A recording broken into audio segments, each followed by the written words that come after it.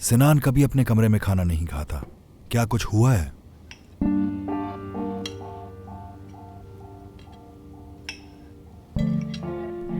सुबह ही तो देखा था मैंने उसे, मुझे तो बिल्कुल ठीक लग रहा था वो।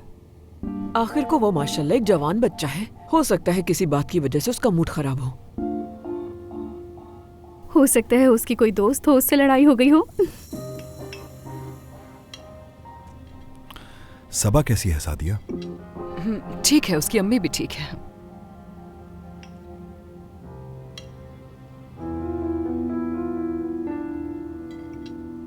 आप लोगों को पता है सबा पॉलिटिकल साइंस पढ़ना चाहती है।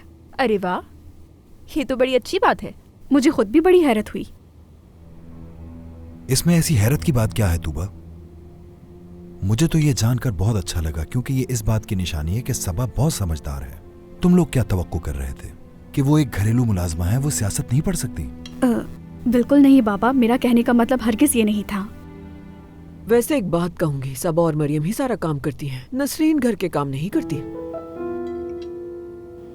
नसरीन और घर के काम ऐसा मत सोचा करें, उससे काम नहीं हो सकता चाहे कुछ भी हो जाए। यहाँ तक कि मरियम आंटी भी उसे कह कर थक गई, उसे समझ नहीं आती। बात को मत बढ़ाओ तूबा।